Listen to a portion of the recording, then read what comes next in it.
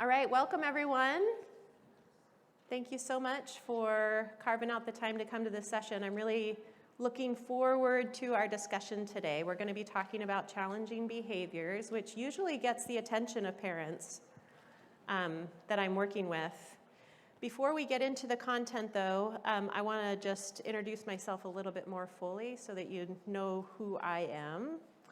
My name is Eileen. I am a licensed clinical social worker. I live in Portland, Oregon. I have a practice called Brain First Parenting, and in my work, I support parents, and only the parents. I don't work with the kids. I don't work with the family unit. And what I help them do is see their child's behavior through a different lens than most of us know or are familiar with. So every parent that I work with is parenting a child who has a neurobehavioral condition of some kind, so a brain-based difference with really, really challenging behaviors. The parents who find me and want to work with me have literally tried everything else and feel like nothing works for their child. Their child's very complex in many ways. So these aren't kids who are just like a little bit spicy, right, or a little strong-willed. Because the techniques that the parents who find themselves with me have tried and have failed usually work with those kids. Kids who are stubborn, strong-willed, however you want to describe it, those very good tried and true techniques work for them. So they don't find their way to me. I think it is also important for you to know that I can forward my slides. That's a good sign. That I come to this as a parent as well. These are my two kiddos.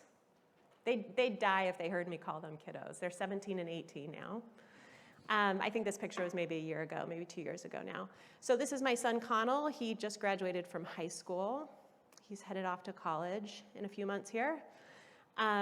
He is what you would consider neurotypical. So his brain and nervous system work as the world expects it to.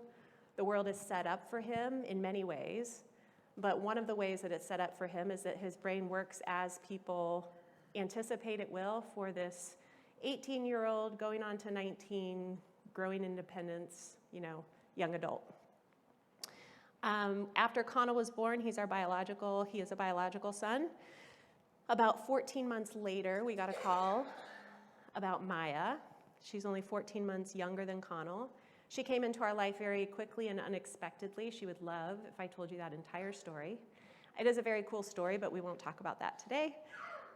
What I want you to know about Maya is that she was prenatally exposed to substances in utero, so her brain did not have the opportunity to develop typically. It was greatly impacted in terms of its development, and that is, of course, permanent. And it has a huge impact in how she experiences the world.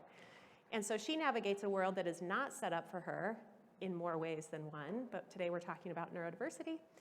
And when a world is not set up for you and you're running into these expectations that everyone assumes you should be able to do because of the way you look on the outside, you experience a lot of frustration. We all would. And so she has some behavioral symptoms that reflect that frustration. So when she was very, very small, we understood the side-by-side development. We knew her development wasn't typical. We weren't fazed by that. We got a diagnosis. We're like, okay, now we know what it's called, and we'll just go figure this out, right? I was a social worker at the time, a therapist, not doing anything close to this work, something very different. But I thought, I can figure this out. We could not figure it out. So my husband Dave and I were growing increasingly frustrated because everything we were told to do was not working for her in the way that it worked very, very, very well for my son. We could see his development was going exactly as the books told us it should. Everything was going fine. So we were very frustrated in trying to figure out, why do those same behavioral techniques, parenting techniques, not only do they not work for her, make her less challenging, that was our goal at the time, but they actually make things worse. Why is that? So I eventually found the information that I'm going to share with you today. That was life-changing for Maya, most importantly. But for us as a family, that was over a dozen years ago now. And when I found that information, it made no sense to me at all why parents who have kids with neurobehavioral conditions of any kind aren't just handed this information the moment they get that diagnosis. Like, your child has a brain-based difference. We know because of this diagnosis that that is true. You need to parent them differently. They require an entirely different lens than your neurotypical kids. And if you don't, you'll see challenging behavioral symptoms. That would reduce so much suffering amongst parents who have kids like yours and mine. So, I like to be sure to mention this, and anything I share about Maya, I tell her every time I'm talking. I've been 3 different places over the last 3 weeks, so we've been looking at websites like, this is the organization I'm talking to, this is who these parents are, their kids, all that kind of stuff, so that she's good with me sharing whatever I share about her. I think that's really important. And she would like me to say more at this point in her life. She's like, that's the only picture you're gonna have of me? So I like to make sure you understand that too. All right. So we can't talk about challenging behaviors without talking about the brain and the nervous system. There's a lot of science that tells us that the brain and the nervous system are the root of all behavior. And so when we're considering a behavior, like, why does that keep happening? This will never stop, no matter what I do. We have to consider the brain and the nervous system right alongside that. That's the missing piece for most families, right? For most parents. So we're gonna get into that. But before we do that, I want to briefly acknowledge the source of some of the data that I'll be talking about today. So some of the data that you'll hear me talk about that will really frame our discussion, these findings come from the Behavioral Impact Project. You'll hear a little bit more about that tomorrow as well. It's a collaborative initiative of the LGS Foundation, Dravet Syndrome Foundation, and the TSC Alliance. It was developed and administered by patientjourneys.org, and it was made possible through the generous support of Jazz Pharmaceuticals. The purpose of this project was to better understand the behavioral challenges that you all experience in your home each day. So specifically, behavioral challenges associated with rare seizure disorders, including, of course, LGS, and to really amplify the voices of caregivers, of all of you, who live with these challenges every single day. So more than 700 caregivers participated in the survey, and they shared not only the behaviors they encounter, but also the impact that this behavior has on their family life, on their child's education, on healthcare, relationships, caregiver well-being. What I appreciated most about this project is that it shifts the conversation fundamentally in ways that make sense to me. I'm sure it'll make sense to you as well. In looking at behaviors from these isolated incidents to understanding the broader experience, the broader lived experience of families. So for me, none of the data surprised me. It's not going to surprise you either, but it validates, right? It validates something many of you already know, that these behaviors are common, they're frequent, they're profoundly impactful. So again, I'm going to use some of the findings to help frame our discussion about taking this brain-based approach to understanding challenging behaviors. So as I mentioned, there were 700 caregivers surveyed. One of the clearest messages from this survey is, as I said, these are not occasional events. These are behaviors that affect families every single day. They're part of everyday life. Half of the caregivers reported impulsive behaviors occurring daily or nearly all the time. 40% reported defiant behaviors occurring daily or nearly all the time. And more than a third reported angry or irritable behaviors with that same frequency. When behaviors that are this challenging occur this frequently, they become where everybody's attention gets diverted, right? They take up all the energy in the room. They demand it. That's what requires it. And so parents, caregivers, families find themselves in this impossible position of trying to manage crises, anticipate problems, prevent the next escalation. I say impossible situation because my experience is that when families go and talk to providers, that's kind of the message that they're handed back. I don't know, this is an impossible situation. I'm not sure what to tell you. I don't know that there is anything that I can do to help, right? So we're going to talk about another possibility to that narrative today.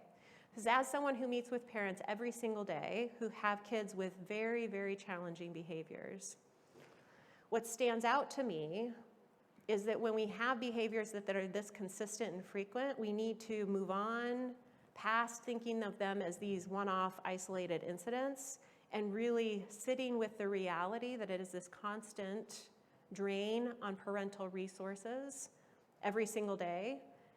And we have to think about the behaviors in a different way than they've been told to think about them before. Because again, if those tried and true behavioral techniques, traditional parenting techniques worked, that conversation wouldn't even be happening. The behaviors would have resolved. So we have to become more curious about what is actually driving the behavior. What is happening in the brain and the nervous system that makes these behaviors so persistent and so common? So we're going to get there.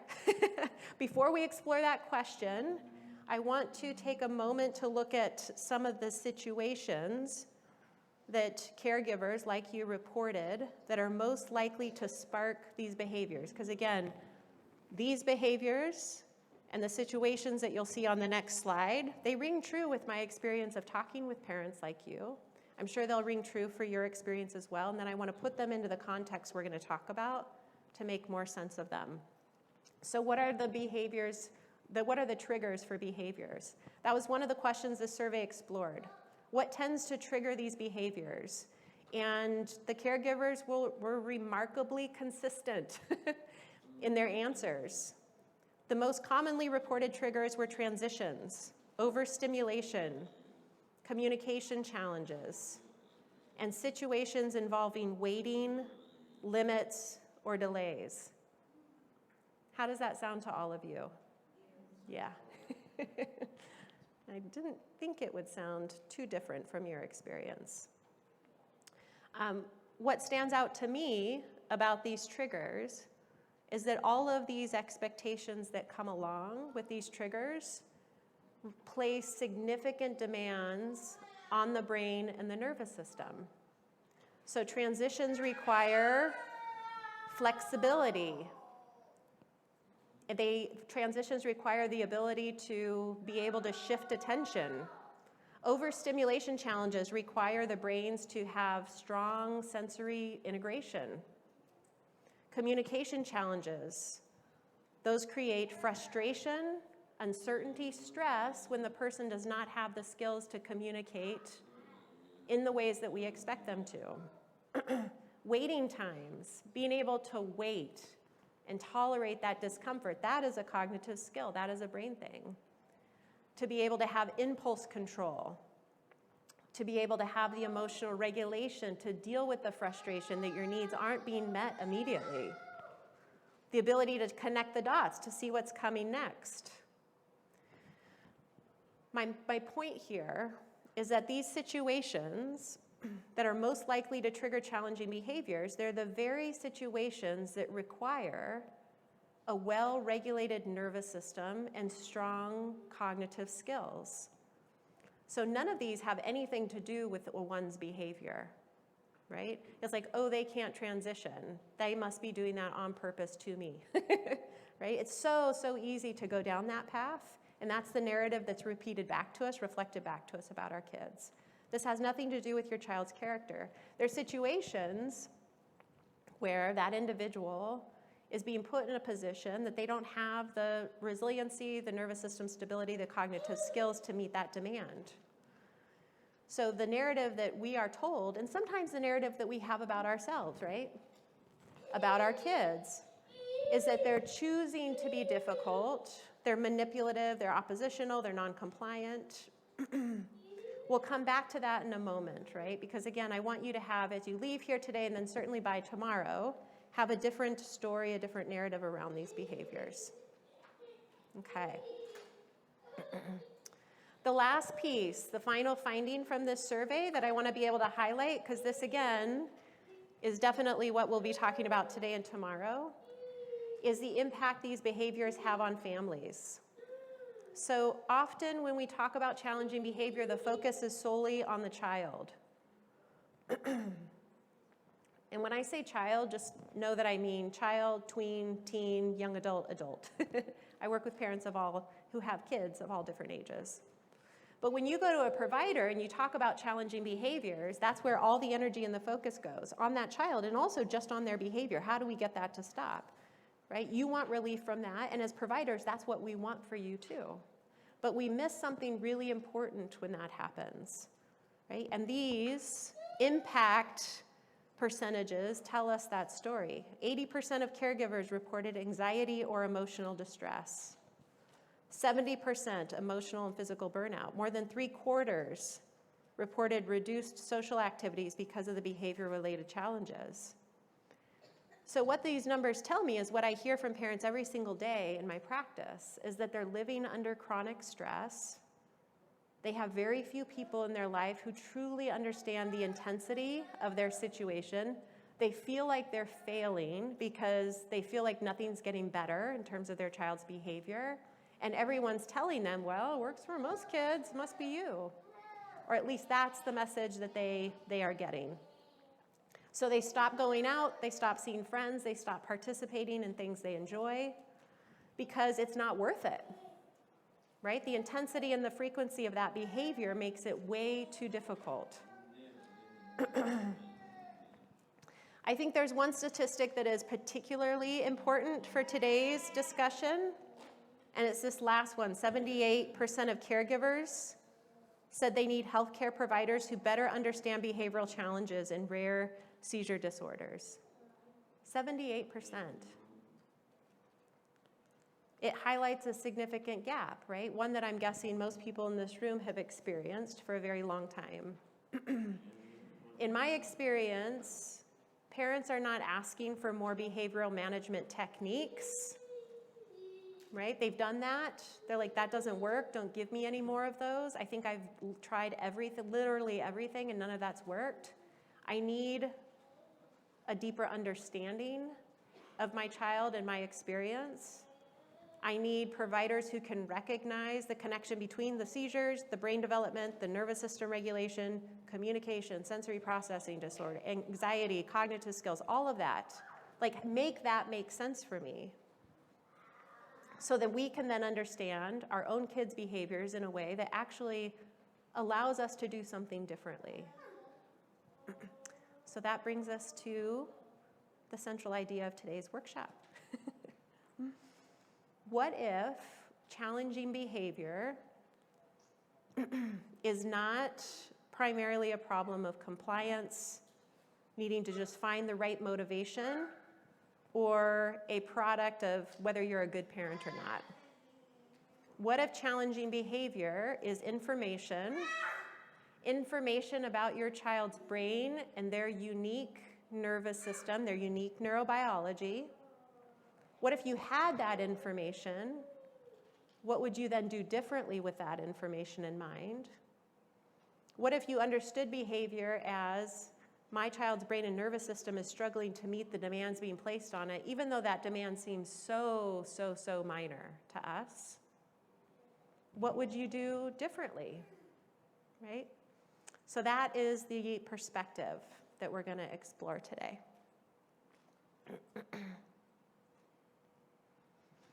So, I'd like you to think of a behavior that your tender, sweet-hearted child exhibits that despite your consistent effort, because it's never about parents just not working hard enough, it doesn't change, okay? And I want you to think for a moment about what feels most confusing or hardest to make sense of.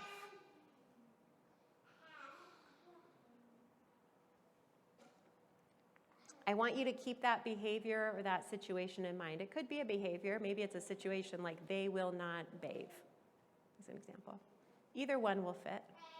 So that we can think about that situation and that behavior in the context of today's conversation. Is there anyone who would like to share what comes to mind? You don't have to, I'm just curious. Yeah. So I am the older sister of an LGS child, or adult now, she's 20. And she has good days and bad days, as I'm sure we're all aware of.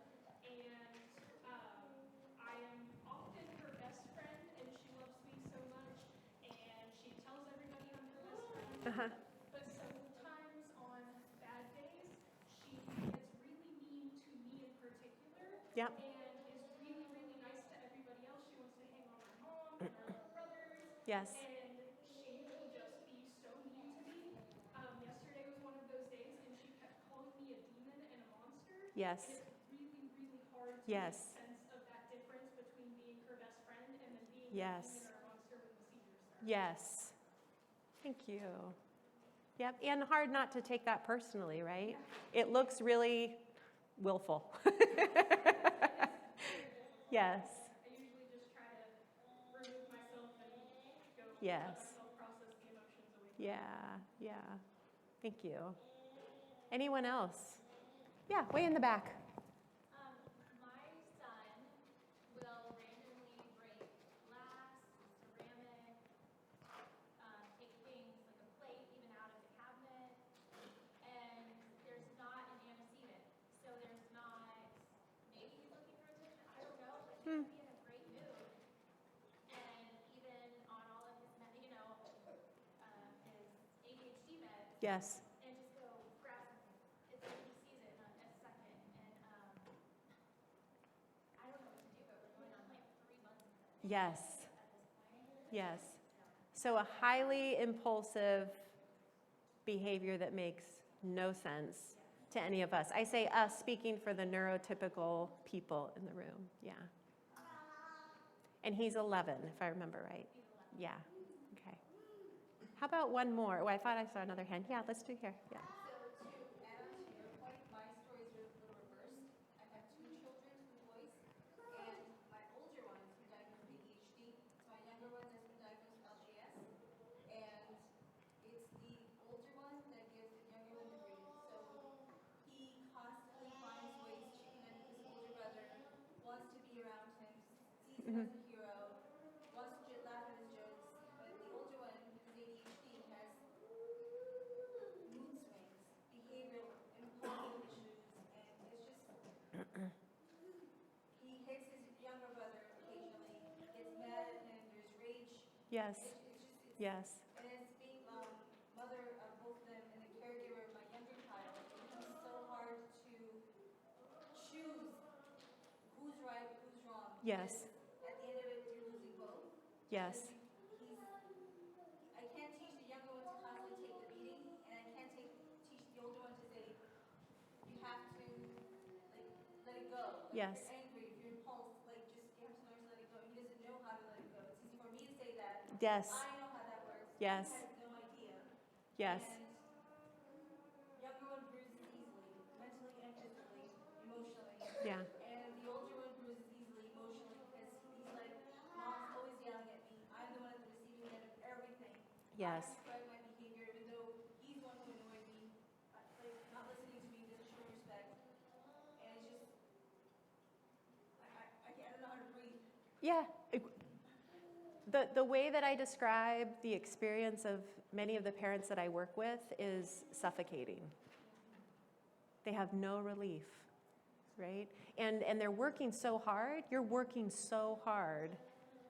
And a quick path to burnout is to be working really hard and not see any results from it, right? And it's not about the effort that you're putting in. What I see over and over again are we're doing the best we can with the information we have, but it's not what our kids necessarily is going to work best for them. No fault of our own. No one teaches us this.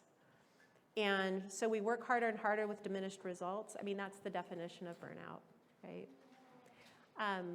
Your comment is a perfect lead into this next piece. We will have lots of time at the end for discussion, so if you want to share your piece here at the end, feel free, we can do that. I'll also hopefully be able to help you tie together that behavior, why it's happening in the brain and nervous system connection, so that we can talk about that at the end too. So, most of us come into parenthood with a behavioral lens that we are deeply entrenched in. And we hold on to it for dear life. It's the way we were raised. Again, I'm speaking very generally. And for most of us, it worked. There's nothing inherently wrong with a behavioral lens. It does not match kids who have brains that work differently. And that's the piece that nobody tells us. So behavioral lens, you'll hear me talk about the two in opposition to each other, so I want to make sure it's clear. A behavioral lens is society's dominant default lens. Our systems of care, our school systems, everything operates, again, I'm painting with a broad brush here, from a behavioral lens. It tells us that all behavior is willful and intentional. When we are operating from a behavioral lens, compliance and control is our highest priority. Okay? Doesn't make us bad people. It's what we are told as parents should be our highest priority. A behavioral lens assumes that everyone has typically functioning brains, meaning their brain is working consistently, reliably, as the world expects it to. And a behavioral lens uses rewards, punishments, control techniques to change behavior. Okay, so we create these elaborate behavioral plans with rewards or consequences and punishment to try to just do anything to change that behavior, and it doesn't work. If compliance and control is the highest priority, then relationship is secondary. And again, that's sometimes really hard for parents to hear when they're like, yeah, I for sure am operating from a behavioral lens, but I care so deeply about the relationship with my child. It doesn't mean you don't care. It doesn't mean you're a bad person. Far from it.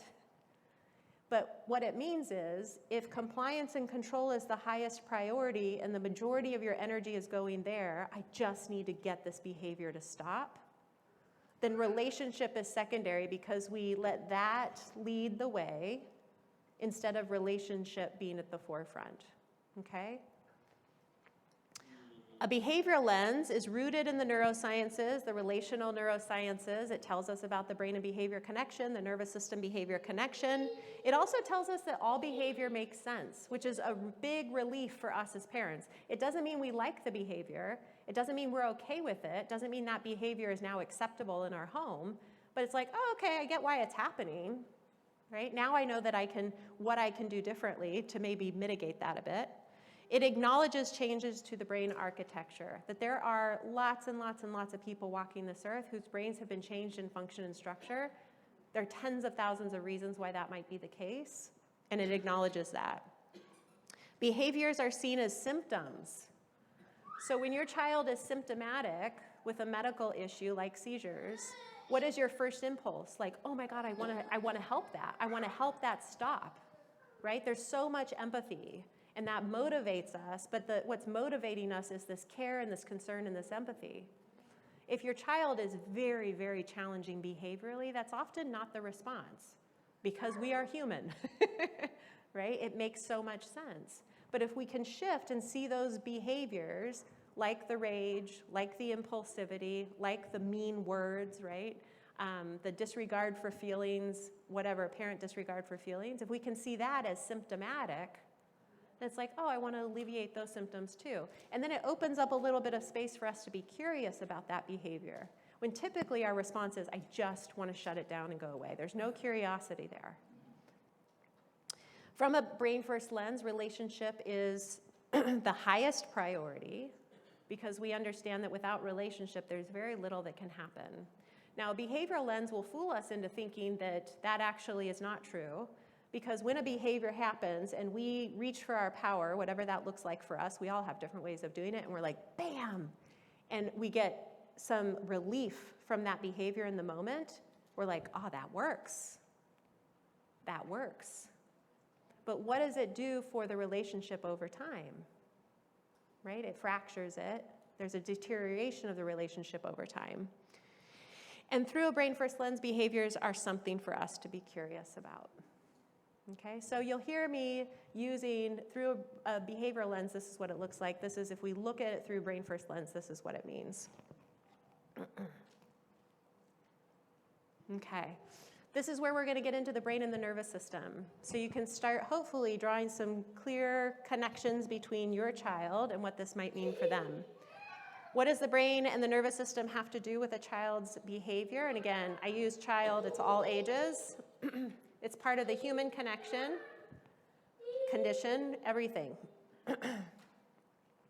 I don't want to spend a lot of time on neuroanatomy, but I do want to go through a few pieces of this because I think it makes an important point, helping us remember that the brain is a physical part of our body and it does serve this very important function. You all know that based on your child's differences, based on their diagnosis. But when we see the behaviors related to that difference, we can get into that behavioral mindset and forget that, okay?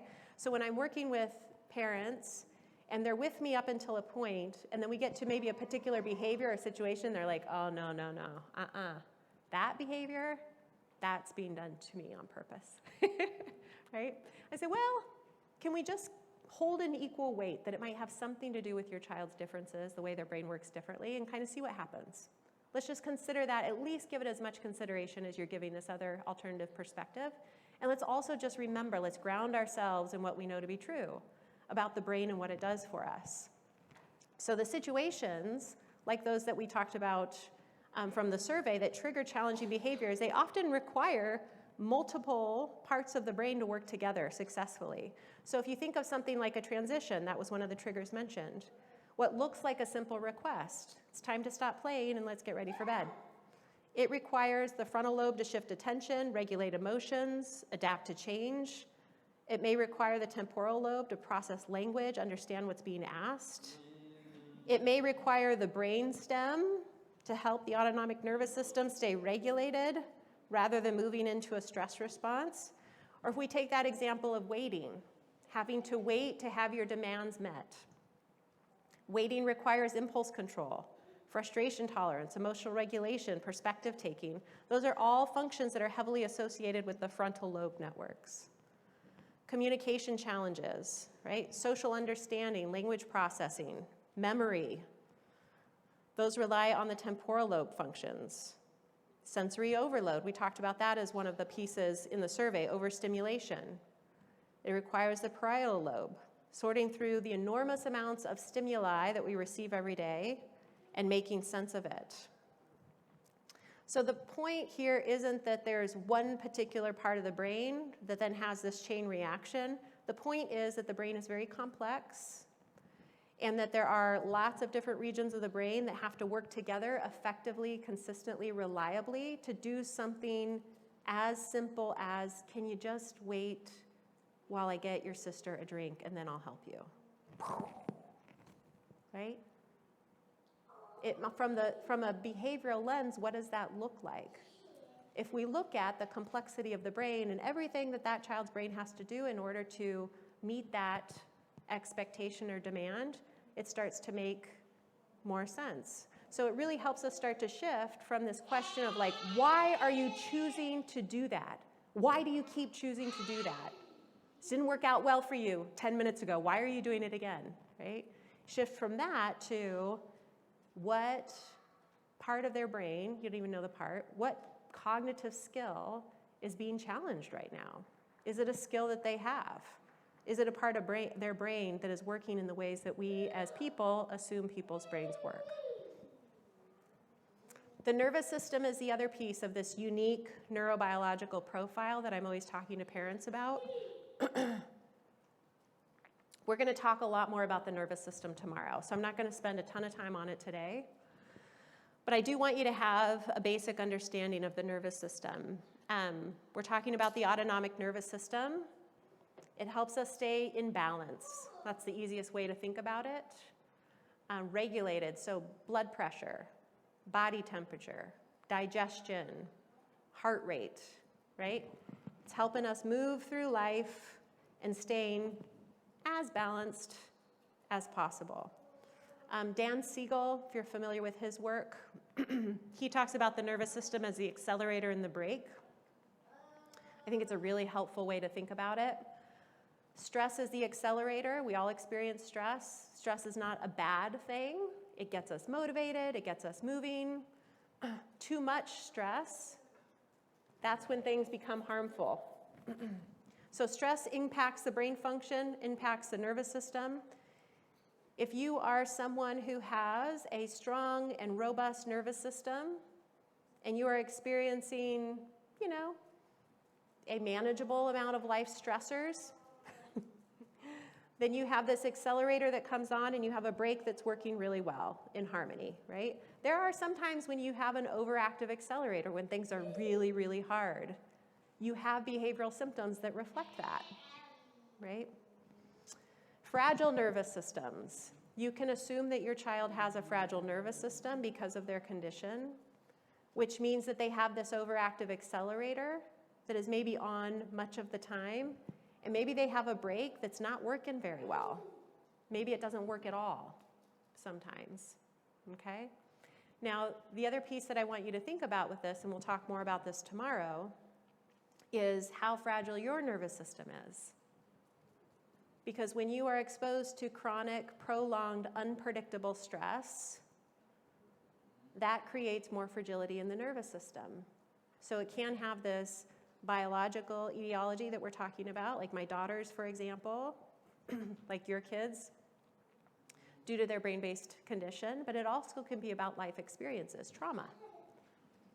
And so how is your accelerator and your brake working together these days, right? My guess is that you can imagine a time in your life, perhaps, where they're working a little bit better.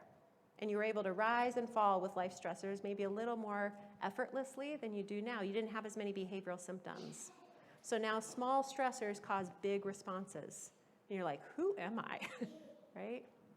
Like, I don't like snapping at people, irritability, uncontrollable sobbing, tears that come out of nowhere, right? It's because of what your nervous system has endured. But same is true for our kids. Okay? So understanding the nervous system behind the behaviors as well. So this is the shift in understanding, which is the pretty central key piece. If a brain-based difference is a physical condition, because the brain is a physical part of our body with these behavioral symptoms, what does it mean for the way we support kids with LGS and other neurobehavioral conditions? We always begin thinking about their brain first, right? This situation where they are acting in a way that is not good or right or acceptable, it's very frustrating, maybe confusing at best, maybe scary at worst. Shifting away and asking, what does the brain need? What am I missing here? What does their nervous system need? It's an easy question to ask. It's a harder one to answer if you don't have the information that we're talking about today. Really, what we're talking about are accommodations. So accommodations, it's what we do for individuals who have physical differences, okay? So many of you are very familiar with that. If your child is not ambulatory and gets around in a wheelchair, then you're very familiar with that. For kids who do not have that physical reminder for the rest of society, they are able-bodied in the way we think about people who are able-bodied, with the exception of their brain that works differently. So ADHD has been mentioned a few times. It's one diagnosis, but even kids who have a more severe presentation of a brain-based difference, but they can appear neurotypical in some situations or settings, are misunderstood as a behavioral problem versus this individual who lives with a physical disability and deserves accommodations just like someone who is in a wheelchair and needs a ramp to get into a building, okay?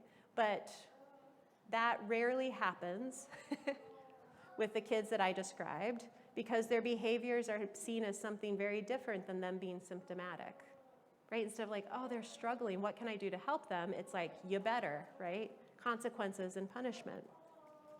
So when I talk to parents about this, that accommodations are the path towards less challenging behaviors, then they're like, okay, now I'm listening. How do we develop effective accommodations? So if you think about the advice that maybe you've been given up until this point about your child's challenging behaviors, is it about accommodating, what does their brain and nervous system need right now so that we can get in front of this behavior and help them settle this intensity and this frequency? Or is it about, here's the behavior, you need stronger boundaries, you need rewards, you need punishments, they just need to be motivated, they need to know who's in charge. Very, very different approach. Okay? If there's no consideration of the brain and the nervous system, you're missing more than half the equation. No wonder things don't get better. Right? Consequences, rewards, punishments, sticker charts worked beautifully for my son because he had the cognitive skills to remember what I said, to inhibit the impulse in the moment when he wanted to do the thing I said not to do. He could forward think like, ooh, if I do A plus B, that is a terrible outcome of C, so I'm not going to do it.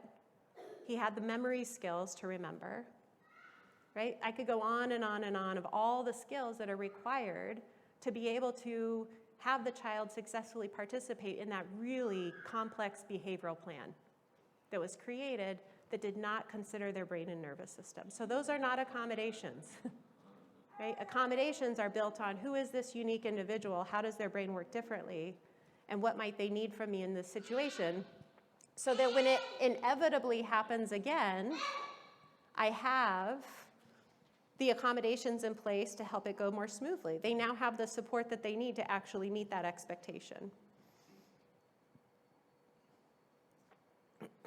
Some of you might be familiar with Dr. Ross Greene. He's written a lot of books. One is The Explosive Child. I'll talk about that in just a minute in case you've read it.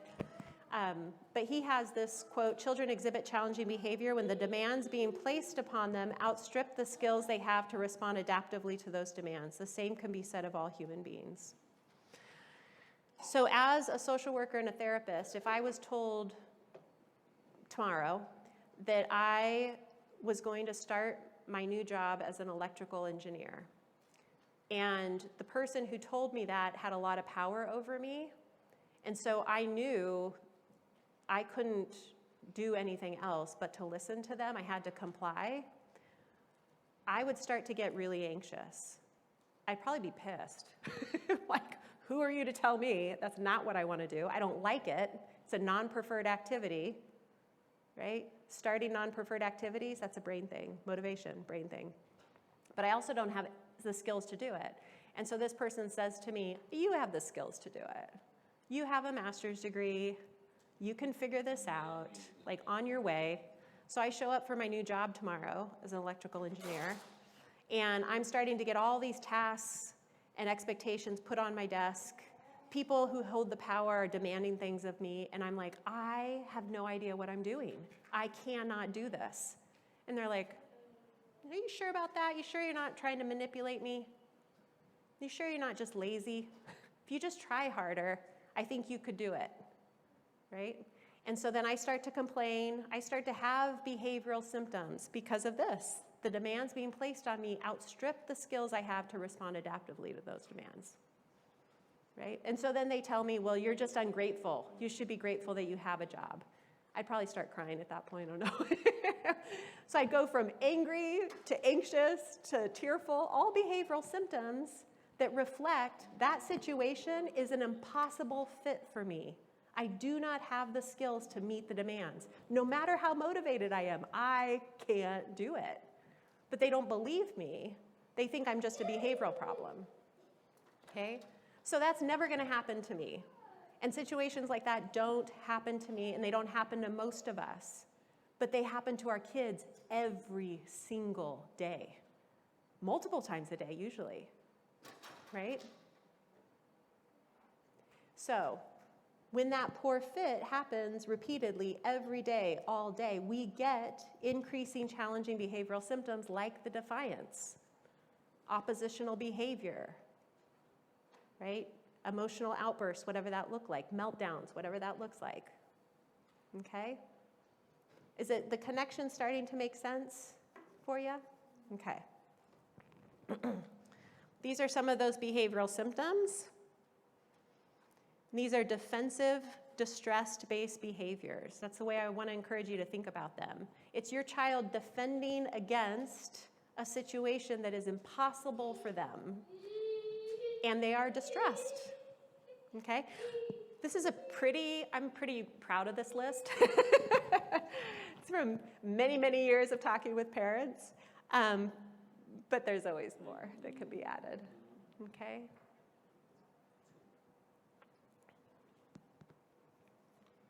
So these are the behavioral symptoms. So the work really is to start to unravel this equation, right? When we have a child who has lagging cognitive skills because their brain works so differently than we expected, and they have a very, very fragile nervous system, so that overactive accelerator that we talked about, and this underactive or brake that's not working very well, and they're in environments that have expectations that don't align with their neurobiology, that don't consider that, it creates this poor fit and these challenging behavioral symptoms, okay? I'm going to talk more specifically about specific cognitive skills. So the work that I do with parents, we start with that understanding that we've just gone through, so that they at least have some foundational framework for this approach that we're going to take, and then start applying that to all the situations in their real life. But in order to do that, they need to start to understand, well, what are cognitive skills? Like, what does that even mean? And how do I start to identify which ones my child really, really struggles with? Okay, because not every child is going to struggle with all of them. Some kids might struggle with the majority of them. That can happen. But you want to be able to see what rises to the top in terms of their struggles. I'm going to get a little sip of water. Are there any questions or comments while I do that? Thank you. Nothing? Yeah. So, several years ago, we adopted a puppy. It was our first time getting a dog. And we had no idea what we were doing.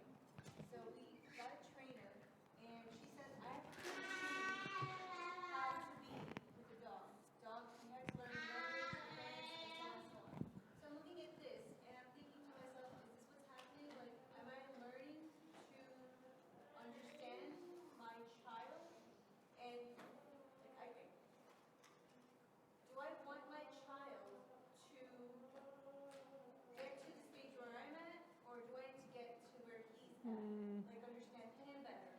Or do I want to teach him how to be cognitively improved behavior? So I think that's where I'm struggling with. Yes, I understand your question, and I love that you're struggling with it. So you just spoke to why I only work with parents. My belief is that our kids are who they are. Their neurobiology is the way that it is. And it is a physical difference that requires compassion, empathy, and accommodations. So the people who hold the power in whatever environment they're in, that's what they need to learn to do. The other thing that I'll say about that, though, is this way of seeing your child and parenting, you are not working harder. I know how hard you're working right now. And this is not harder. The learning curve in the beginning might feel a little clunky and a little hard. But on the other end of that, there is so much more ease. I know that sounds maybe impossible for some of you to imagine, but it also requires us to really ease into the acceptance of who our child is. So that gets me to the second piece of your question. None of this is an excuse for behaviors that are not okay. So, I have some parents who have described, I feel like I am living in an abusive relationship that I cannot leave. Right? Verbal abuse, physical aggression, that's on the worst end of it. But even just behaviors that are just like poke, poke, poke, like knock it off, leave them alone, that kind of thing. I've told you a million times. So it's not an excuse for behaviors, it helps us understand it so we can really get to the heart of what does that behavior actually mean. Now let's take a task or an expectation that has to happen, like transitions. Like, we've got to be able to transition. So it doesn't mean, well, I'm just not going to expect anything of my child and we're just going to sit at home and they're going to dictate the day because they can't transition, so we're not going to do that anymore. It means that we understand why transitions specifically are so hard for them. What cognitive skills did we assume they have that they do not have? And how can we proactively support and accommodate so that when that transition that comes up every day happens, there's more support, and now it's more in alignment with the way that our child's brain works. Okay? The third piece that I'll add on to that, because I think I hear this a little bit in your question too, one of the internal resisting beliefs that some parents have when I first start working with them, or fears, I should say, is probably the more accurate, is, but I want my child to grow and develop as much as possible. I want them to mature. I want them to gain as much independence and capability as they can. And if I am coddling them, their word for accommodations, are they ever going to do that? Right? We're going to talk about this more tomorrow because it really fits perfectly into that discussion. But what I'll say about it today is what we know about anyone, any individual. Think about yourself. You cannot learn under great amounts of stress. You can't do it. Your thinking brain is offline. You do not have access to the cognitive skills you need to learn. And so when we have a child who can't do the seemingly easy thing that we assume they could do, and we're constantly saying, we or people around them, do it, do it, do it, and we're forcing that, they're getting more and more escalated, they're becoming more symptomatic behaviorally, their thinking brain is really offline. They can't learn from you. They can't reflect. They can't connect the dots. They can't see why why that wasn't okay. They can't take in your wisdom. They can't be taught. Okay? So understanding the accommodations, having them settle, that is the path then to growing their skills and helping them learn. Okay? Yeah. You're okay. Okay, so I hear what you're saying. Yeah. Processing, right? Yep. But my thing is, my son Kingsley is 4. So how do I, and I'm way older now, but how do, it sounds like you're saying that I have to try to see it a certain way, but he's 4.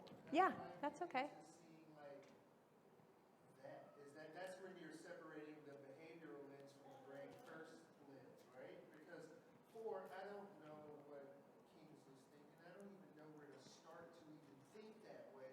Yeah. Why does Kingsley keep doing that when I just told him not to? Yeah. I get it. I think this next part is going to be helpful to you. So did you folks hear what your son? Yeah, You see, his son is 4. And so he was saying at that young age, how am I supposed to know like what's in his mind and his intentions and his skills and all of that kind of stuff. Yep. So we're going to talk about that in just a moment. Yep. Yeah. I hear sometimes, not super often, from parents or caregivers, I hear that the behavior builds and builds and builds until they have a seizure. And then it's like this release, and the behavior improves. Mm-hmm. So like, how does this make sense with what you're saying, and do you, and maybe you'll get into this, do you change your approach, because like things aren't always the same, right? Things are changing. Yep. You had a new medication. Yep. Couldn't sleep, something happened. So Yes. I'm curious to see how this evolves. Yeah. Yep. Changing, Yeah. Great question. adapting. Right. And so you mentioned sleep, you mentioned medications, all things that can support the brain, right? I just think in accommodations, like those are accommodations for the brain if we can think about that, and the nervous system. And I would never say that parents are the be-all, end-all, like especially when you have very, very complex kids. I just don't think I think that's setting parents up for failure. There needs to be these additional supports like medication, helping your child have as much sleep as possible, all those kinds, including yourself, which I know is really hard to come by. But I also believe that without this perspective and understanding of behaviors, those things can't be as effective as they were before or could be otherwise. So you mentioned the building behaviors, builds and builds and builds and builds. Are there ways that the parent can help reduce that cognitive load when they start to see those behaviors build? that they just don't know to do. They just don't know about. They can't see that path at all because nobody's taught them. Like, oh, this might be what is adding to that cognitive load for your child. Yeah. So I'd be interested, to hear more folks, if that is the pattern for your child, how this fits into that. Okay. I mentioned that we're going to talk more about cognitive skills. So this gets to the question about age too. There are developmental milestones where typically developing kids are developing these skills. Managing frustrations appropriately is a big one. Okay, we're going to talk more about that tomorrow, frustration tolerance. We expect kids at a certain age, not 4, to be able to manage frustrations appropriately, especially really, really small ones. Like, are you kidding me? What if you have a child who's 12, 13, 14, 20, who cannot manage minor frustrations? What does that look like through a behavioral lens? Like, are you kidding me? You're 18 and you're throwing a fit over that? Come on, we've been here before, that kind of thing.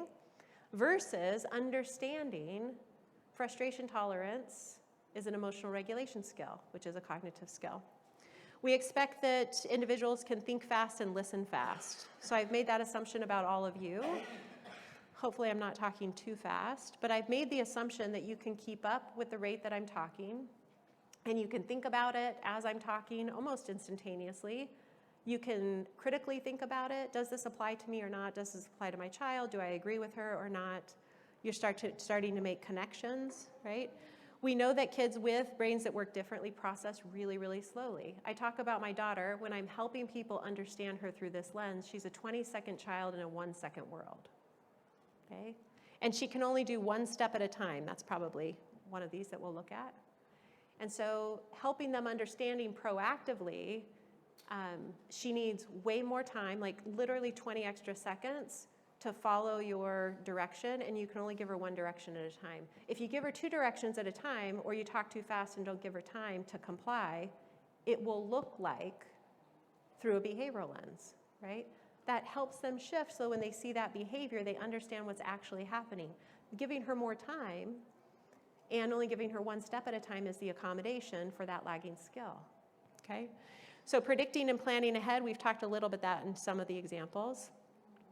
Understanding that a lot of our kids can't see what's coming next, they cannot connect the dots. That's why they do the same thing with the same terrible outcome over and over again. It's like, what? The impulsivity is another big one that plays into that, right? So there's other cognitive skills that enter into these conversations and these discussions, but this is a big one. We expect that skill growth and maturity is predictable and linear. Now, I know that you all have a very good understanding of your kids and how their development may not be predictable and linear. But I think there is still this belief, even when that's true for our kids, same for my daughter, that it will still be forward, right? Even if it's small gains over time, that we will see some progress forward. And so it can be very discouraging when there's these on and off days or on and off seasons, right? Depending on what's happening with them medically, what's happening in the environment, and other reasons. And there's these regressions in skills on off days. And so they wake up in the morning and you can tell it's just not a good morning. But you're not necessarily thinking like, oh, this is an off morning. What do I need to do differently to accommodate them even more given that it's an off day? Right? It's like, oh, are they doing this on purpose? Because yesterday they could do this just fine. And they've been doing this on their own now for 3 months. Like, what's going on, right? My daughter, for a very long time, needed a sleep routine that you would expect a 3 or 4 or 5-year-old to have.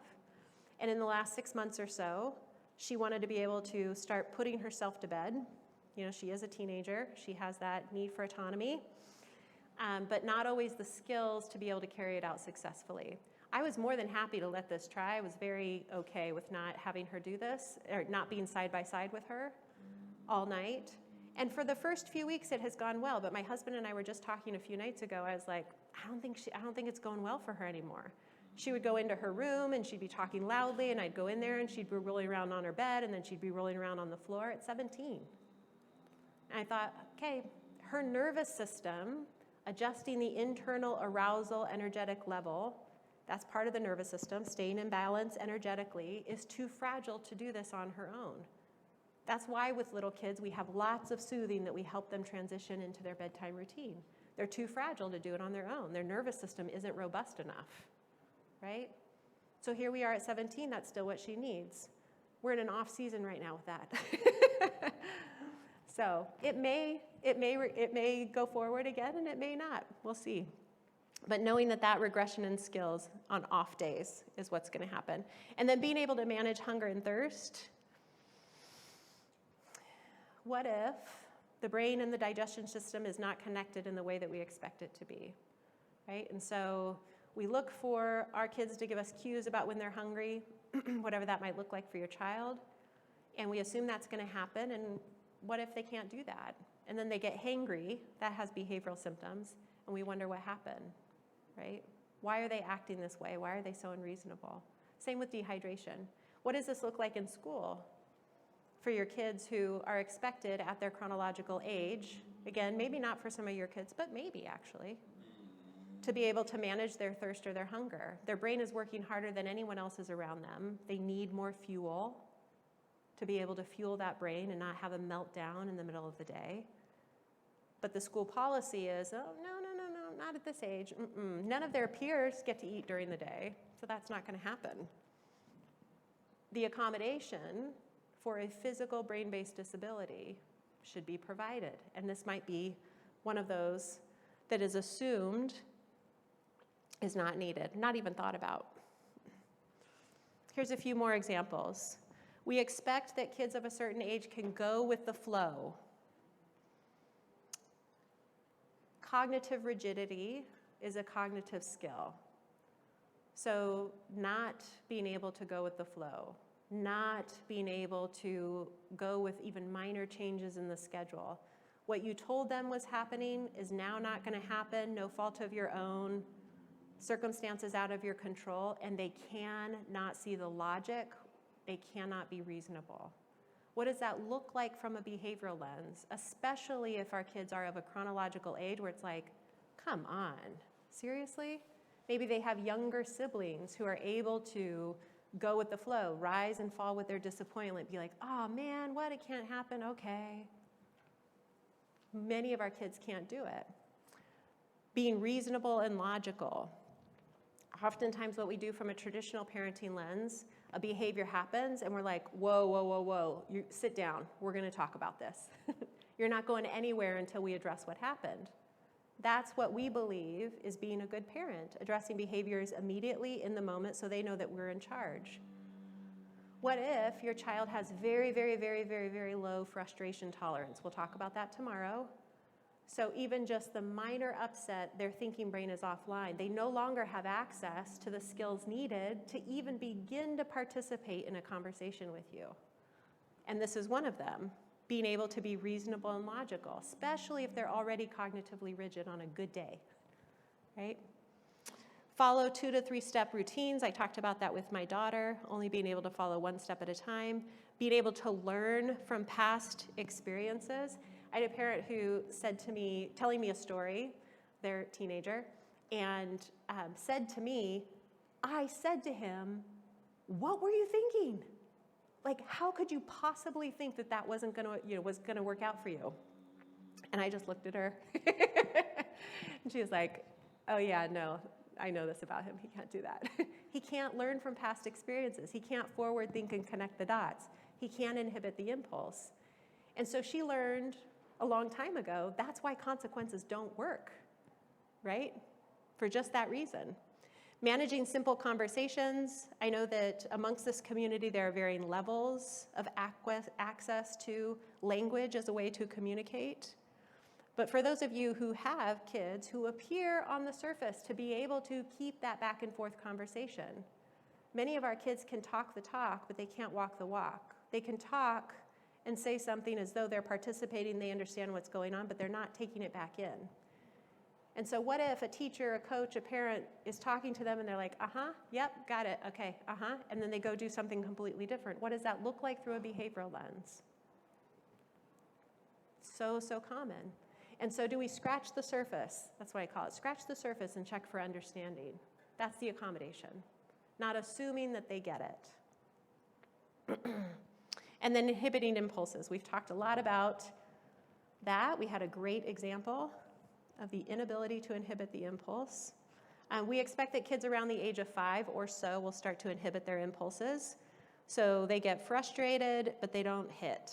They want something, but they don't just grab it, right? A thought comes to their head that they know will be hurtful, so they don't say it out loud, right? My daughter at 17 is now to the point, like these skills grow, right? Just slowly over time.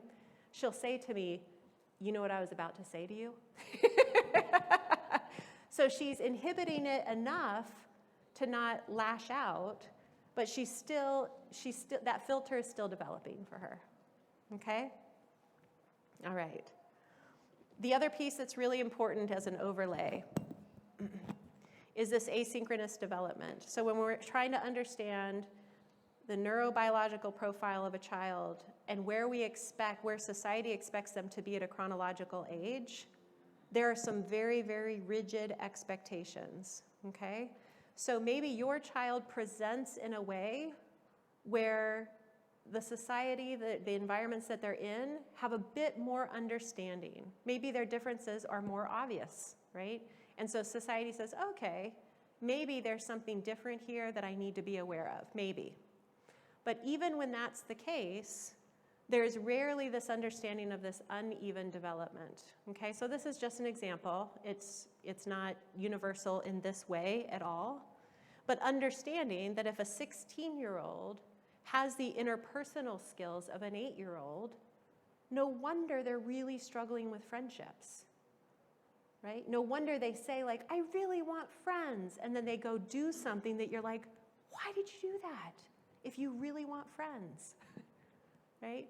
They don't know how to, they don't know when enough is enough. They just don't know how to be with their peers. All of those kinds of things. No wonder they're struggling to manage that really complex high school environment, right? So that is just one example of many here. The reason I want you to be able to understand this uneven asynchronous development is because we can be fooled into thinking that, oh, if my child is able to communicate in a way where I can understand their needs, and then they should be able to understand language or participate in this conversation. They should be able to be flexible. They should be able to tolerate this minor frustration or disappointment.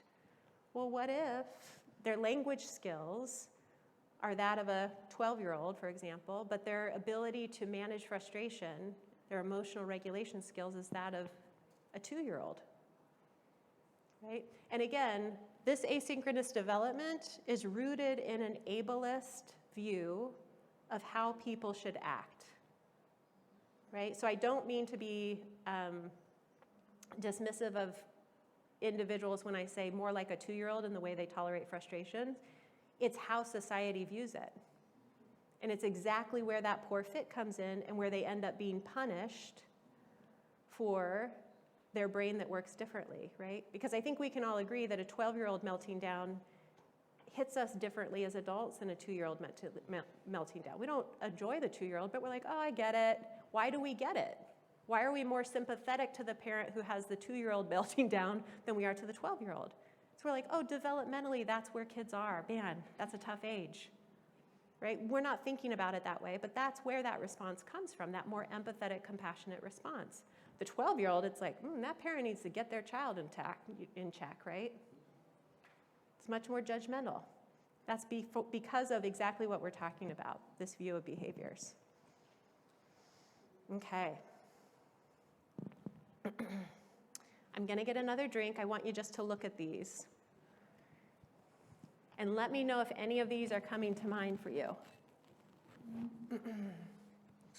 Because these are what happens, these are what comes up when we start to really try to make sense and integrate this into the way that we show up in relationship with our kids. Like, but what if, right?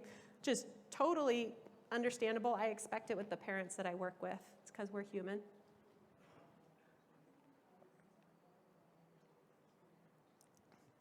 Anyone want to comment on these? Yeah. I'm sorry, I didn't hear you. Every one of those things has been said to me. said to you said to me to other people, in the way that you are parenting your child? yes, this is enabling, they need consequences. Yep. The real world's not going to accommodate Yeah. everything up there. And most of them have been from my family, or my friends. You're guilty. So my son got his diagnosis very late. Like, we didn't know he was diagnosed at 5, but we didn't learn about it until Yeah. he was 22 when I read it. And in that time, we went to several people, doctors, therapists, and they all said, you know, I don't know how to help you. And of course they didn't, because we're seeing psychiatrists that Yeah. have his behaviors Yes. that were so extreme Yes. that they didn't know how to help him Yeah. because the LGS piece was missing. And I believe that in my Yeah. heart of hearts. Yes. That's why A couldn't help us. Yes. I'm going to say we saw 10 specialists, and finally the last Yeah. one just literally said, I don't know how to help you. Yeah. I'll pray for you. But yeah, Yeah. so we have that. But I get what you're saying with, you know, it's all in our mindset. We have to meet our children where they're at, Yes. you know? And, If we don't do that, yeah, if we don't start to become familiar with exactly where our kids are in the way that we're talking about, with what cognitive skills do they struggle with, where I just didn't know it before, and what does their nervous system need from me, which again we'll talk more about tomorrow, then we are just fighting against what is. And they cannot change that. That's the acceptance piece, right? And so for us to shift our mindset and say, okay, this isn't being done to me on purpose. They need something different from me that I just didn't realize before. That's where things start to just, right? I'm not suggesting or trying to give the impression that it's like this overnight switch, right? But that's the path.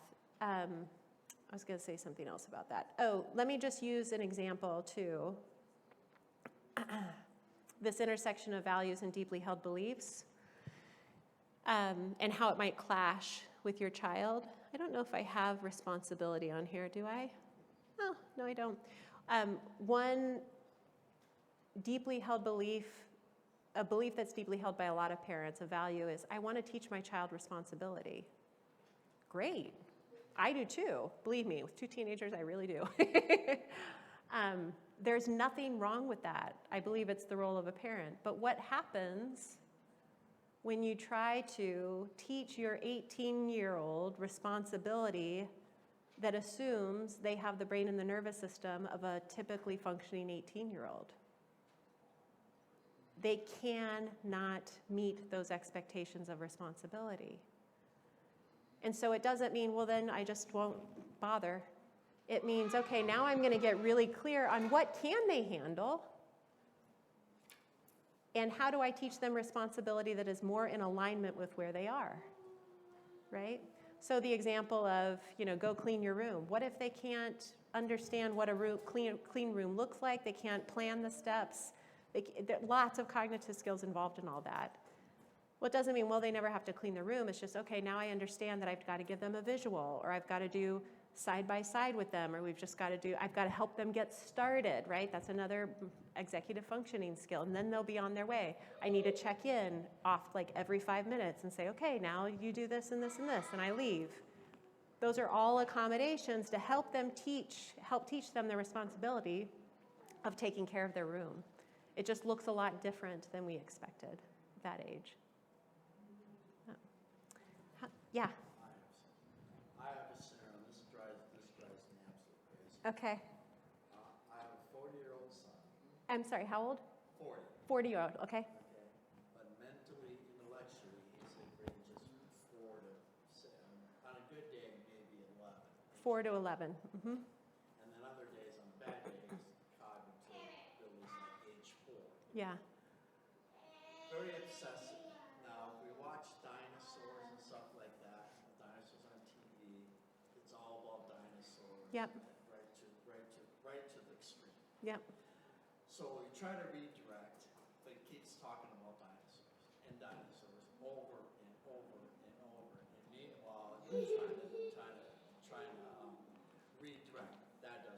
Yeah. And meanwhile, my temper is Yep. built You're up. getting dysregulated.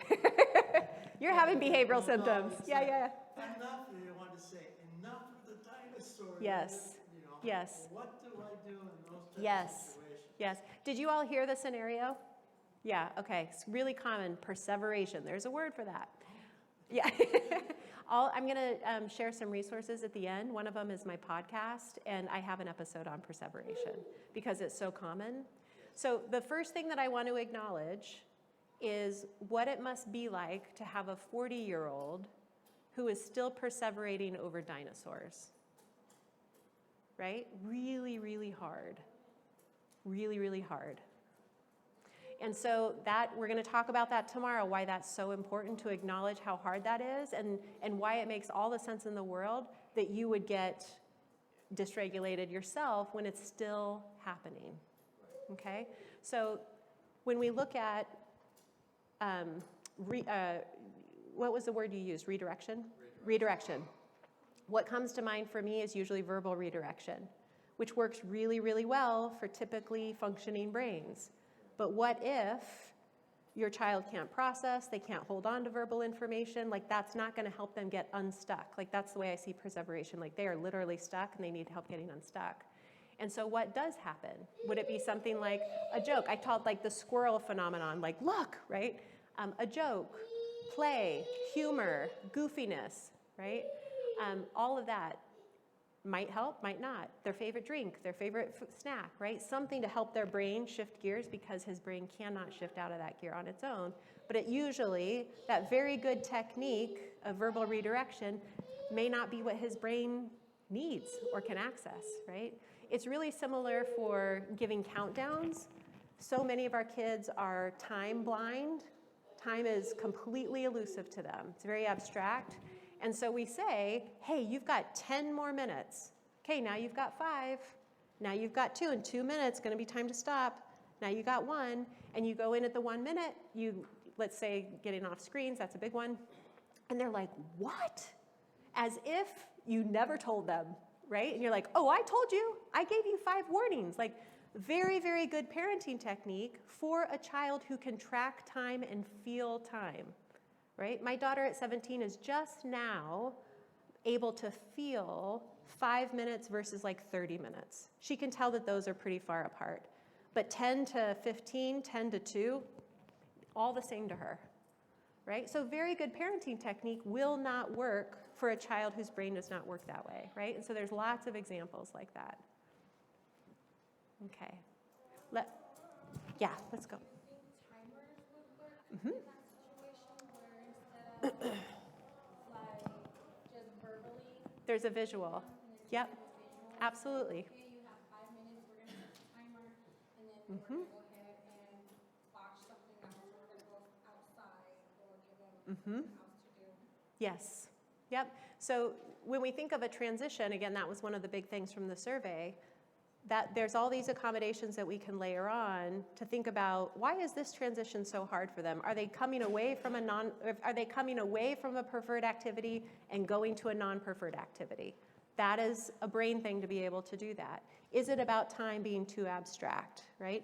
Is it about needing to shift their energy and their focus and not being able to do that without a lot of side-by-side support? So it could be putting the timer there and saying, when this goes off, you need to transition to whatever. They may not be able to do it unless you're there, the timer goes off, they're like, okay, it's time to transition, but you're there to actually help them physically transition, right? So those are the scaffolding of accommodations that can get really missed, that I'm always helping parents think about and kind of layering on to see like, all right, we've gone far with the accommodations, maybe we're not quite there yet in terms of just how much support they need. Okay, I have a few more here, and then we'll have questions, discussion, whatever you want to do. So how does this look in real life? Asking this simple, not so simple question, right? What if this behavior that has been ruling our home for years now, what if it has everything to do with my child's brain and nervous system? And maybe you had some inclination of that, but now you're starting to realize, like, okay, I need to take it further. Like, there's a deepening understanding here that can help me understand why this behavior is so relentless and what I can actually do about it. So every time that we fall into that, I call it the behavioral lens pit. Every time we go there, because that's where we're going to be pulled, trying to bring ourselves back and giving equal weight to this question, what if? What if the brain has to do with this? What would I then do differently than I would if this was an intentional, willful behavior being done to me on purpose? Here are some starter accommodations that are pretty universal. Again, this is about knowing your unique child, but these are the ones that lots of parents find are really helpful. To talk less or not at all, which is really hard for people like me who enjoy talking so much. I always think talking is agitating, stop talking, right? It just overloads my daughter's nervous system and her brain really, really quickly. We always think that we need to intervene with language. That's rarely the truth. We'll talk about that tomorrow with the nervous system. Accepting the need to reteach a bazillion more times than you ever thought you might. My guess is you have had many, many, many, many reminders of this in your life, and yet it can be very, very hard to remember and to accept. Check for understanding, not to assume that there's understanding there. Giving one step at a time, giving more time, and then more time, and then more time. Being flexible with those on and off days. I mean, what would happen if when your child is having what we're talking about as an off day, you just assumed it was an off day? It's like, it's just an off day. How am I going to up the accommodations even more in this day because I can see they're really struggling? And asking what if? What if this has to do with their brain? What would I do differently? We've been talking about a traditional parenting lens, which most often is rooted in the behavioral lens. It defines the problem as behaviors and that they're willful and intentional. The entire focus of traditional parenting lenses, again, I'm speaking very generally, is to change or stop the behavior. There's no consideration of your child's brain and nervous system, the lagging skills. There's no consideration of your experience and how that is impacting the situation and why things may feel intractable because you're not given the support that you need. So we use consequences, punishment, reducing choices, options, lecturing, threats, shaming, timeouts, forced isolation, physical force. The list goes on and on. Okay? Why does this clash with so many neurodivergent kids? Because the focus has nothing to do with their brain and nervous system. It doesn't consider that. What might this brain and nervous system need right now? There are lots of complicated cognitive skills that are required of those techniques, and it does not prioritize or take into consideration the parent-child relationship, which is truly everything. That's why I keep coming back to your experience. We'll really get into that tomorrow. But if we don't consider the parent in this, if you have a provider who's like, just do this, just do that, and there's no consideration of your capacity, how fragile your nervous system is, what you need to be the co-regulator for your child who has this relentless need for that break, right? It's no wonder things are so hard. Okay. So these are some of the simple shifts, right, that we start to see. He refuses to listen. What if he needs more time to process what I'm asking and to make this transition? Like much more time than I ever even imagined was needed. She's always instigating conflict with other kids. What if she's completely overwhelmed in her peer groups and needs a lot of support around social skills, even at this older age, for example? He runs away with his hands over his ears and screaming when I try to talk to him about what happened, or hissing, or growling. He needs help regulating first before we can talk about what happened. She always has to have it her way or else we all pay the price. What if she doesn't have the skills to go with the flow and perspective take? So then it doesn't mean, well, she doesn't have the skills, so we just let her have it her way all the time. It means, okay, I get why this is so hard. How am I going to support her in going with the flow and perspective taking? Because it's not fair to everybody else that things go her way all the time. That's the shift. Okay? And that's what grows the skills too. Here's my daughter again. This is another quote from Dr. Ross Green. And while this may be hard to believe, most challenging kids already want to behave the right way. They don't need us to continue giving them stickers depriving them of recess, or suspending them from school. They're already motivated. They need something else from us. This is one of his other books, Lost at School.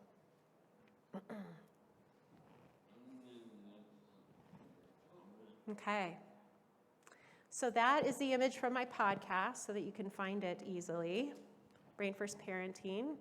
And it will give you a lot more information on this framework that we've just barely dipped our toes in today. And then my website and my email address if I can ever be of help to you. Okay. We are almost out of time.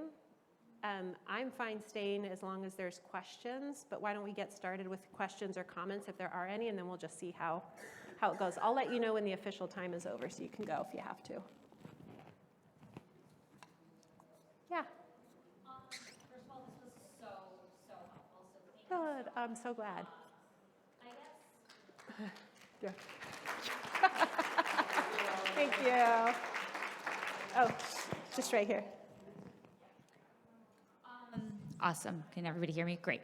I guess one question I have is what you're doing, and you said like you've read you found this way and resource. I guess, is there like a network of folks that practice similarly to you that like we could find like someone closer to where any of us live that would practice similarly or have like the same kind of philosophy, just so that we would have someone local or able to work with us? Because I know sometimes, like at least with like a therapist, like they can only practice in state, for example. Right. You might be able to find folks like me who are therapists but do parent coaching everywhere else. I would look for that. On my professional side, this is exactly what I'm building, is a directory of therapists, teachers, professionals who understand this. So I don't have that, but I'll just give you a few resources. I would encourage you to ask them if they understand the connection between behaviors in the brain and the nervous system in the brain.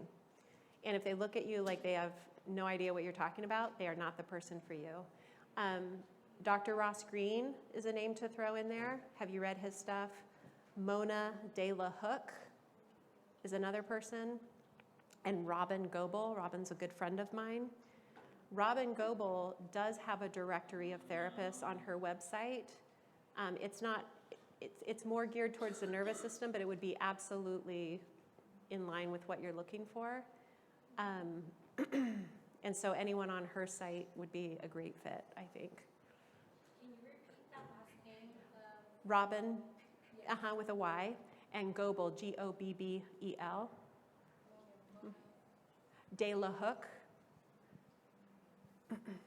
Mona De La Hook. Those are the three people that I would. Yeah. So if they're familiar with the work of any of those people, or they're just like, oh yeah, that's totally how I see behaviors, then I think you're on a good path. All right, sorry. Can I pause you just for 1 second? Yes, we ma'am. are over time, so if you have to meet people and stuff, I just want you to know that so that you can leave, but I'm fine staying. So obviously, like this lady said, it was very informative because when we were looking at the, all the little bubbles. Yeah. And I specifically went to, they should know this, and then I also Yeah. went to my notes and says, cannot integrate experience, very poor memory, right? Yes. Obviously, I can make my own, but in the time, do you make like posters or anything where I can like post those around the house where it's like, Kingsley, you're doing this, but then I have to go, no, I remember. You know what I mean? I mean, obviously, I can make my own. Totally. But do you make anything like that? Do you have anything like that on your website? So that handout, I've had parents laminate that and hang it in their house, or like cut out each one of those and hang it all over their house. But for sure, Post-it notes, yeah, things like that. So if you did that, you wouldn't be like the weird one, only one doing it. It is a mind shift. It is a mind shift, and you're not going to get it right all the time. But it will get easier over time to stay in that mindset for sure. Yeah.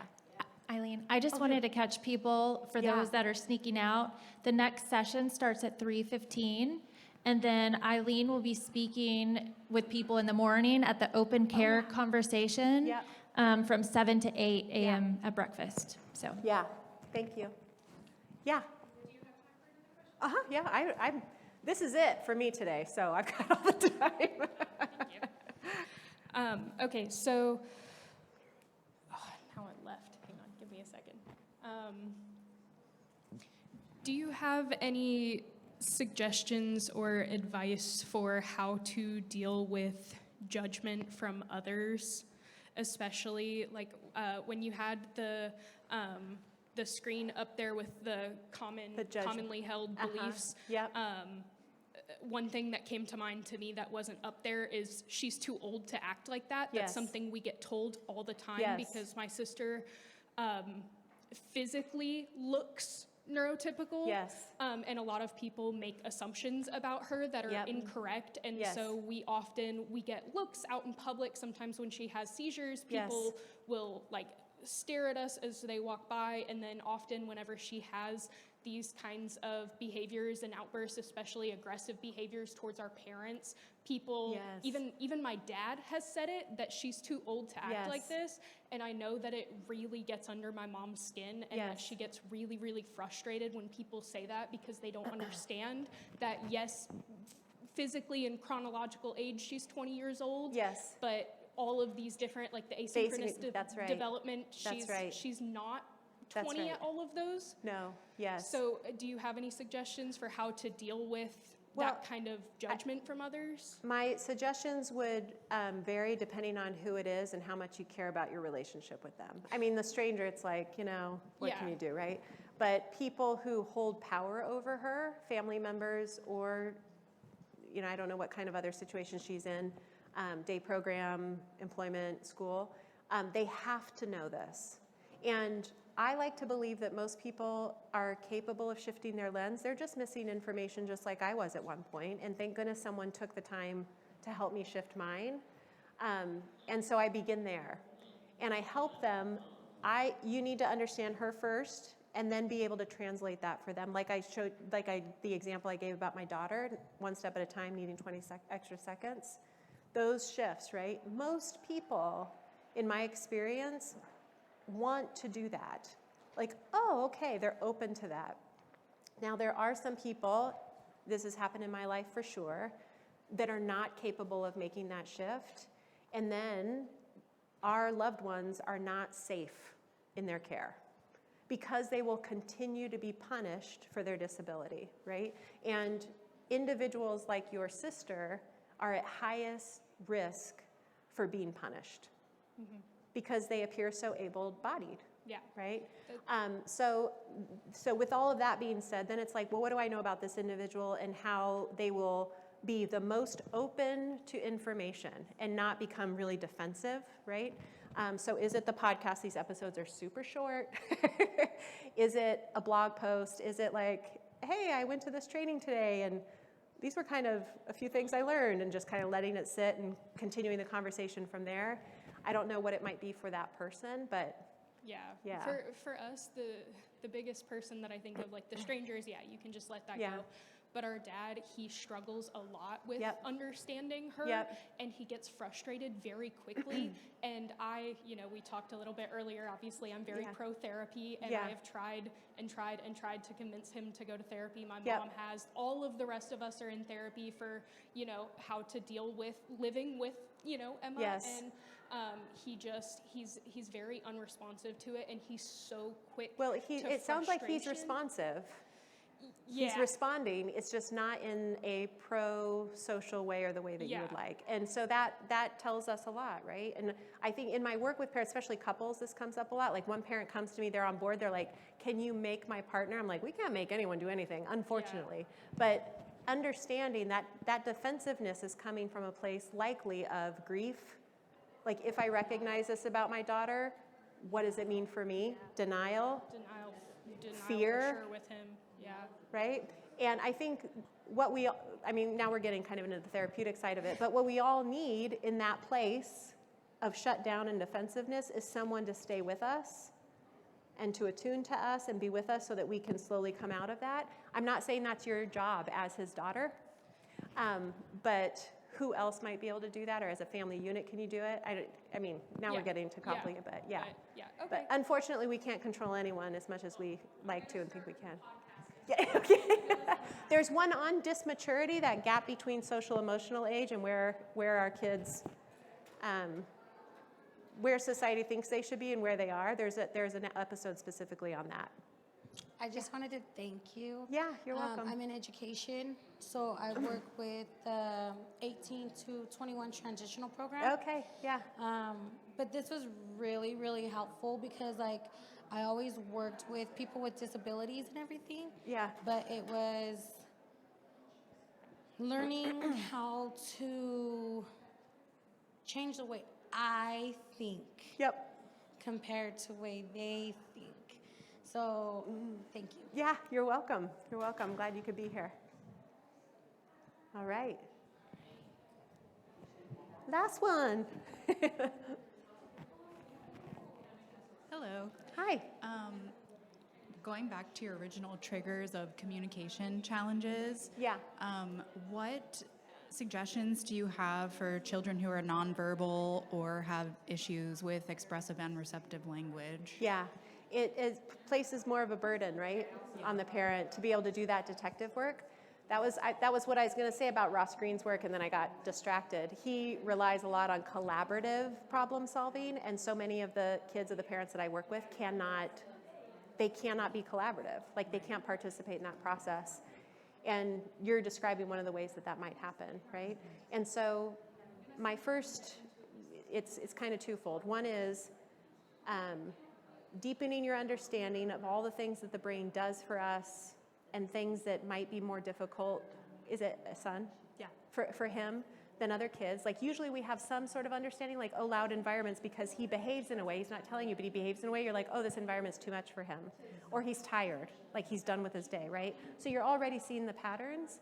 There's a deeper, you can just go so much more deeper on that. My podcast goes into specific cognitive skill domains and sets that I think might help open up that a little bit. Tomorrow, we're going to talk more about the nervous system. That might help. But it's probably the path you've already been taking of seeing the patterns and what might lead to what, and having those accommodations. I know that's an unsatisfying answer when I don't have more time to talk with you than that. We're looking for any information that we can get to try to help understand him better. What I would love for you to do is do you listen to podcasts? Yeah. Okay. So just like check out a few of those. If it resonates with you, then come back to me, send me an email, and let me know what comes up from that and questions. I'm happy to go back and forth with you about that. I know from experience that the situation that you have in your home is probably way more complicated than we're getting into right here. So that's why I want you to be able to do that. Okay, thank you so much. He's 3. He just turned 3. Oh, he's 3. Okay. Yeah. Okay. So there's still a lot of development to happen, hopefully. And but do you expect there to be verbal development?